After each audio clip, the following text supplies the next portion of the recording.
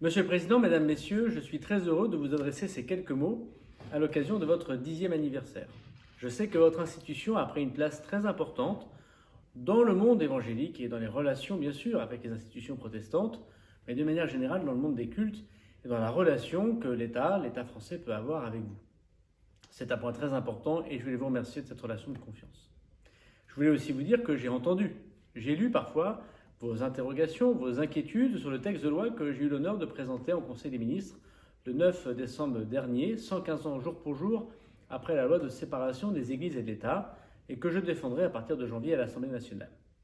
C'est un texte de rassemblement, c'est un texte positif confortant les principes républicains, la liberté de culte, la liberté bien sûr d'expression, la liberté évidemment de pouvoir changer de religion si on le souhaite, et évidemment réaffirmant le principe de laïcité républicaine, de neutralité du service public, organisant d'ailleurs mieux que cela n'existe encore aujourd'hui les articles qui régissent les activités cultuelles.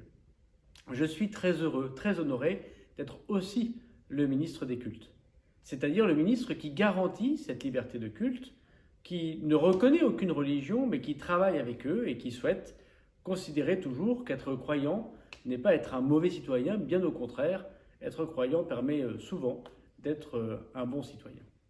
Alors ces interrogations qui touchent le monde évangélique, je veux les lever.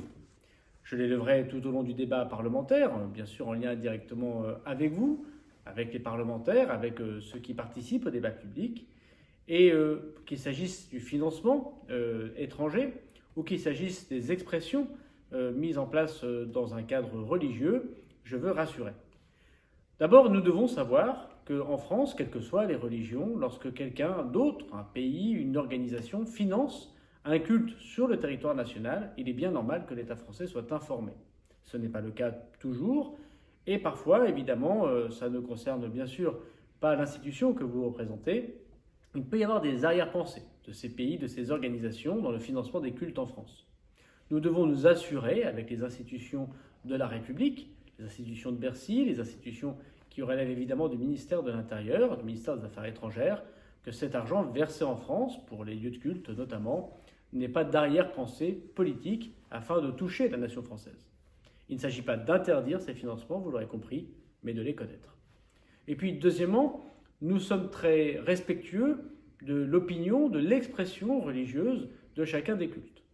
La Déclaration des droits de l'homme relève que nul ne peut être inquiété en France pour ses opinions, même religieuses, le même d'ailleurs démontré sans doute de la part des révolutionnaires une certaine question autour des questions religieuses. Mais j'y suis très évidemment attaché à ce que les ministres du culte, les responsables religieux puissent tenir bien évidemment en lien avec leurs dogmes, en lien avec l'interprétation qu'ils ont de ces textes, et à partir du moment où ça ne trouble évidemment pas l'ordre public, et que ça ne vient pas toucher la nation dans son cœur, des expressions. Évidemment, il ne s'agit pas de faire de la politique dans les lieux de culte. Depuis 1905, cela est interdit. Mais il s'agit de comprendre et d'expliquer qu'effectivement, les responsables religieux ont le droit d'avoir une position sur tel ou tel texte. Je sais que par exemple, la loi bioéthique pose un certain nombre de questions, et il ne s'agit pas, évidemment, de pouvoir remettre en cause l'expression de ces questions et de ces opinions. La loi étant la loi, une fois votée, évidemment, chaque citoyen doit l'appliquer, mais il est tout à fait normal que les responsables religieux puissent exprimer des questions sur des débats publics qui sont effectivement à l'ordre du jour de l'Assemblée nationale, du Sénat ou de manière générale dans l'expression de la société. Le financement étranger, des opinions religieuses, évidemment, nous allons respecter les grands équilibres de la loi de 1905, tout en réaffirmant le rôle très important que doit avoir l'État dans luttant contre l'obscurantisme, le séparatisme, ceux qui veulent se séparer de la nation française et peut-être même d'ailleurs la renverser, cette nation. Nous devons tous ensemble protéger notre pays, quelle que soit notre croyance évidemment, quel que soit notre religion. Très bon anniversaire à vous, très bonne réunion malgré ce contexte difficile, je le sais, sanitaire, et je vous souhaite une bonne fin d'année et de très joyeuses fêtes.